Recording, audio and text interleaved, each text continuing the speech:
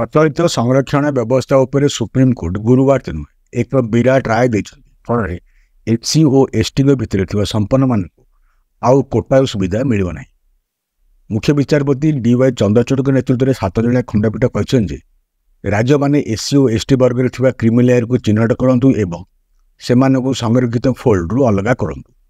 निज राय बीआर गवाई कहते राज्य मैंने एससी एसटी वर्ग में क्रिमिलेयर को चिन्हट करने पॉलिसी तैयारी करूँ जहाँफल कि निष्पेषित एससी और एसटी उद्देश्य सरकार करता उत्थान पदक्षेप से अलग कर से यह कहते आरक्षण सुविधा जो मैंने समाज में स्थापित हो सारी एवं से सामाजिक आर्थिक शिक्षा दृष्टि पछुआई रही ना पिला गाँव में कम कर एससी बा एसटी वर्ग पिला गोटे वर्ग रखा संविधान उद्देश्य को प्रतिहत कर से कहते सहर में सेंट जोसेफ कॉलेज किंबा सेंट पॉल्स हाईस्कूल पढ़ुवा पिला एवं गाँ स्कूल पढ़ुवा पिला गोटे श्रेणी रखा संविधान समानता नीति को विरोध कर।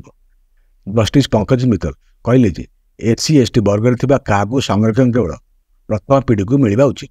सुप्रीमकोर्ट कहते एससी वर्ग होमोजिनियस नुहे तेणु सामाजिक पाछ विचार आधार में उपवर्ग तैयारी कर जहाद्वारा कि सबुठारु अधिक आवश्यक कर वर्ग को कोटार सुविधा दि जापर। उपवर्ग निर्णय करने राज्य मान अधिकृत संरक्षण व्यवस्था फलप्रसू कार्यकारिता यार समीक्षा कर आवश्यकता आसी पहुँच जाता। सामाजिक निष्पेषित उत्थान कर प्रयोग 74 वर्ष पर अपेक्षित फल दे पारि। सुप्रीमकोर्ट ए राय को तेलंगाना सरकार प्रशंसा कर। तेलंगाना मुख्यमंत्री रेवंत रेड्डी कहते एससी और एसटी वर्ग में उपविभाग कर तेलंगाना देशर प्रथम राज्य हेब।